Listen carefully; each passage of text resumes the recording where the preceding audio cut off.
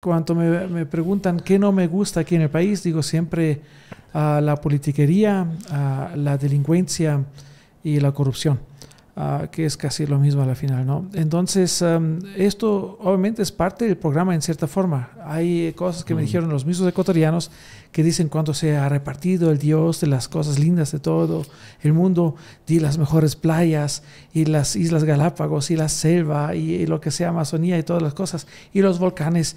¿Y qué hacemos allá para equilibrar todo eso? La gente es mala. Y ese es exactamente no es el caso. Porque aquí tenemos muchas diferentes nacionalidades, si quieres verlo así, y son amables. Hay muy pocos que realmente dañan la imagen del Ecuador, que son justamente metidos en la politiquería, no siempre políticos, pero gente que hacen politiquería y gente que quiere simplemente el mal de una persona o de varios. Entonces, en cierta forma, lo máximo está aquí, a través de la naturaleza. Hay el máximo que es la amabilidad y la cocina de Ecuador, y que de vez en cuando tenemos a alguien que quiere dañarlo, bueno, hay que aguantarle o a lo mejor ponerle preso. ¿Cuál es tu plato favorito ecuatoriano? Son dos.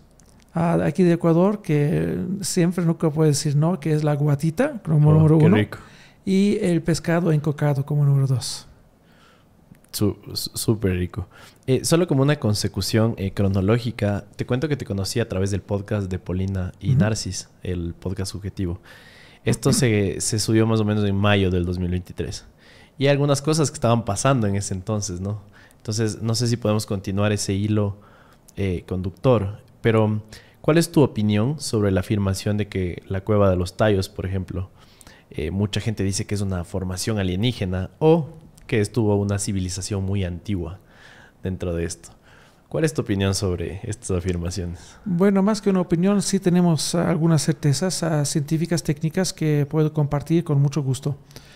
Primeramente, sí tenemos paredes que son bastante planas, que parecen como que se construye algo allá porque son en forma de bloques, pero lo que vea un geólogo es algo más allá de esto que cree alguien que es una cosa alienígena o artificial, humana, antropogénica. Es que tenemos allá no solamente que es lo típico de la cueva, calizas que se pueden disolverse y por lo tanto se ve más natural, cuanto una caliza da estalactitas, estalagmitas, que se vean diferentes tipos de suaves paisajes, así podemos decirlos. Tenemos algo más allá que son otras rocas, que son areniscas, lutitas, arcillitas, y cuando hay fallas geológicas y entra en estas fallas geológicas agua, sí puede formarse algo que se vea como antropogénico, es decir, hecho por el hombre, pero sí es también natural. Cuando alguien estudia esto también en otros sitios, puede compararlo, y esto es que hemos hecho nosotros. Obviamente hay gente que no les culpo por nada, que por su imaginación dice, pero esto es demasiado perfecto para que sea de naturaleza. También la naturaleza es perfecta, en otra forma y en otros sitios. Y eso se establezca allá a través de esos procesos naturales, que se vean paredes lisas y cosas que parecen ventanas y no son ventanas. Cuando alguien se acerca, vea claramente que es la obra de naturaleza, no del ser humano. O sea, todo pero, a ver, dale. Esto no excluye que ocurrieron rituales de seres humanos ahí abajo. Es decir, sí hubo diferentes civilizaciones que entraron y han hecho lo suyo. Tenemos para esto evidencias arqueológicas. Esto no quiero excluir en ninguna forma.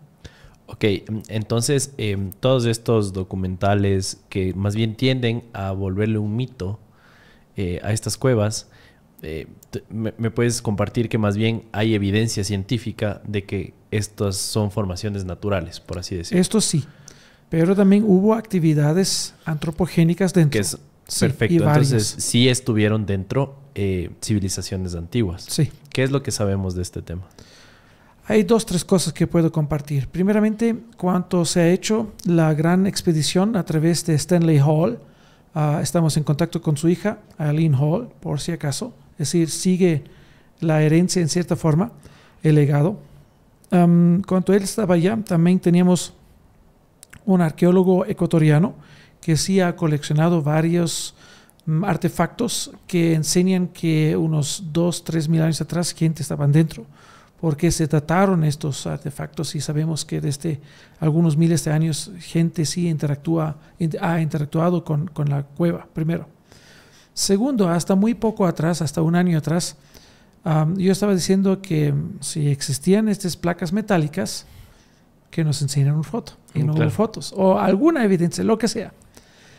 Y siempre dije yo que no existían. Si hay alguna evidencia, que nos enseñan. Pero hay ahora dos cosas que tengo que contar.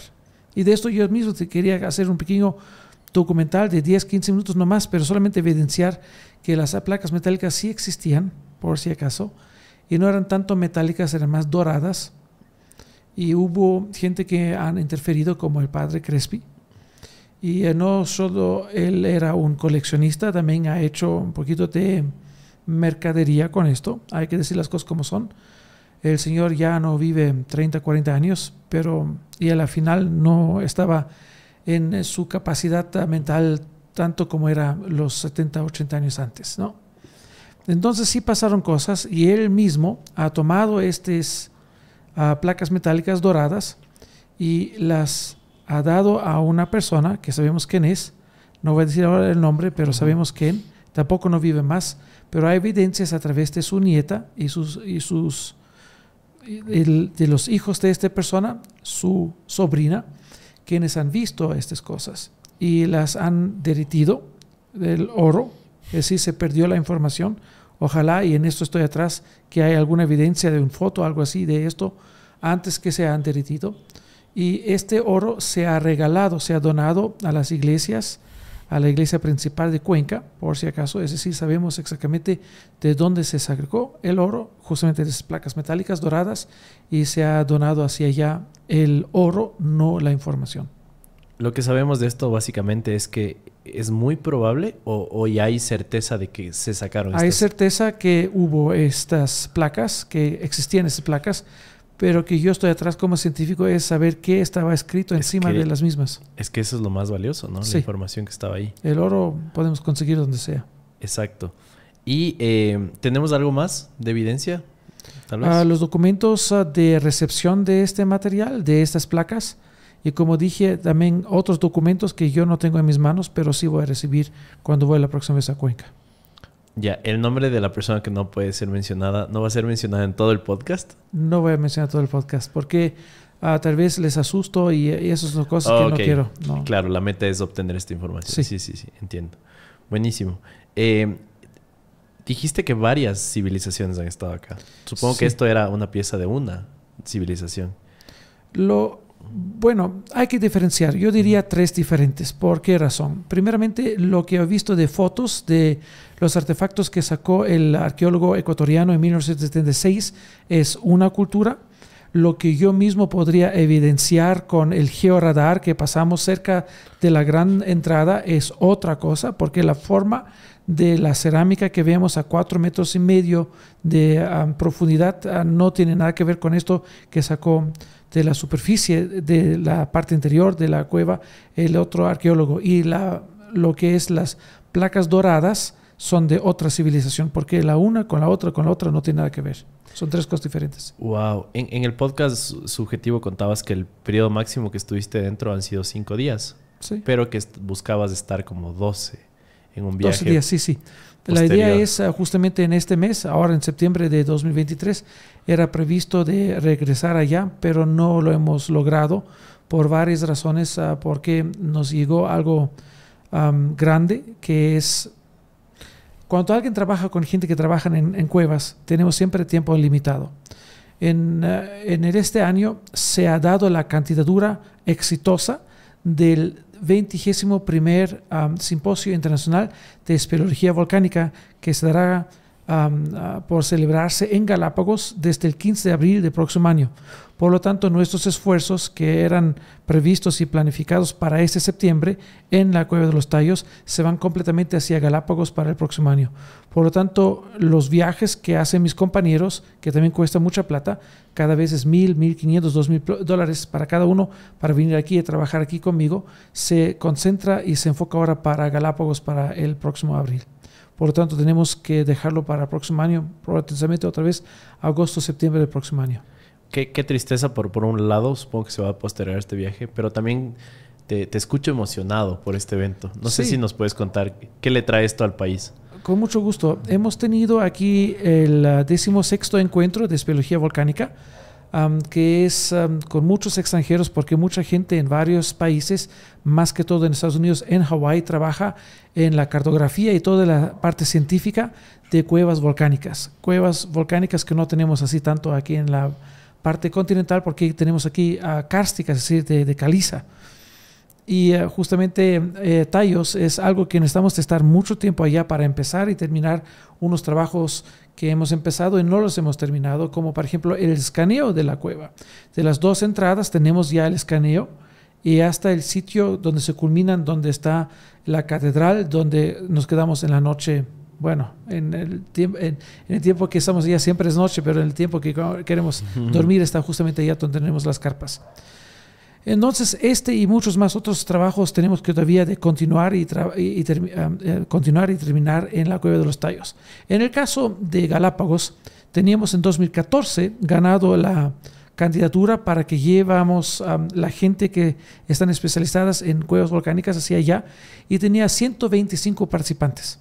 Wow. Te voy a dar un ejemplo. Qué grande es esto.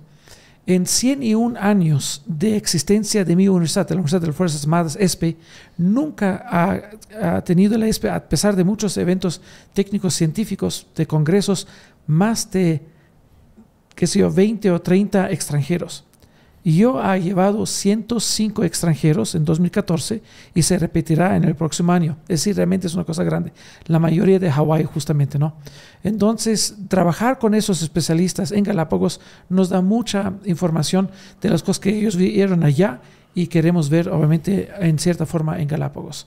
Por lo tanto, pusimos este énfasis hacia allá. A tallos no puedo llevar más de 15, 20 personas que trabajan conmigo. Cuando hemos hecho, por ejemplo, el gran reality documental, tenemos 45 personas allá.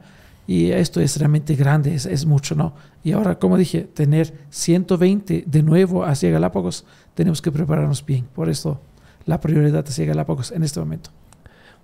Buenísimo. La mejor de las suertes. Le mando buena vibra. Espero que, volvamos a poner a Ecuador en el mapa. Sé que, como dices tú, es un lugar para explorar y para aprender. Un paraíso de verdad. Increíble. Ahora, asimismo, esto trae cosas buenas y malas, ¿no? Trae muchos riesgos. Sé que somos un país donde pueden suscitarse muchísimos fenómenos y desastres naturales también. No sé si me puedes decir 3 lugares en Ecuador donde no comprarías un terreno. Si digo esto, se bajan los precios de los... O sea, pero es que esta es una conversación desde un ámbito científico, me explico. Es importante que la gente sepa, me explico. Bueno, no es personal, a eso voy. Bueno, sí, claro. Yo voy a hacerlo un poquito diferente. No voy a decir, por ejemplo, en Contado Occidental claro. O en Cotocollao Norte, qué sé yo, así. No voy a hacerlo. Pero tenemos varios asuntos aquí en el país. Empezamos con los sismos. Tenemos fallas geológicas que son justamente el testimonio que algo se ha movido, ¿no? Y todavía se mueve. Tenemos 5 grandes fallas en el planeta, de cual el único sitio donde tenemos una mega falla es Ecuador.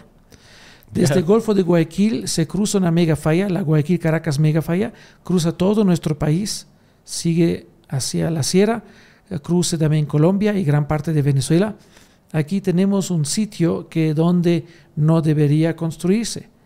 1, 2, 3, 5, varios sitios a la final. Un sitio que es una línea, pero encima de esta línea donde está la falla geológica tenemos grandes ciudades como Riobamba, como Ambato, como Latacunga, como Quito, como Ibarra, como Tulcán. Y después en Colombia sigue este juego de ciudades que no deberían ser hacia o encima de esta falla, pero sí están.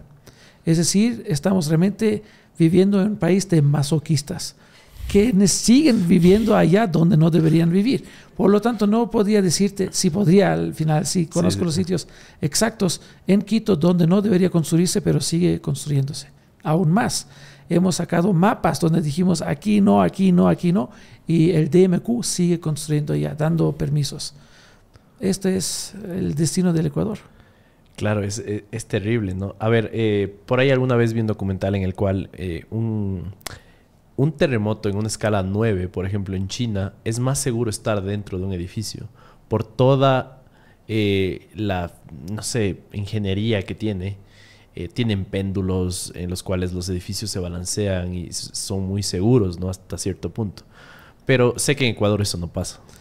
Creo que te refieres a Japón o a China. Disculpa, a Japón. Sí. Simplemente porque han ocurrido estos eventos en el pasado y saben a poner en marcha los códigos de construcción de sus países. Aquí también tenemos un muy bueno, un fantástico código de construcción, que es el 2015, el NEC 15, pero la gente no le está respetando. Por lo tanto, se construye vulnerabilidad más que sismo resistencia. Ese es el problema. Ahora, no quiero irme muy de lejos. Aquí en Ecuador también tenemos construcciones que pueden resistir un terremoto de 9, que también estamos esperando por si acaso, que es el nuevo aeropuerto y el metro de Quito.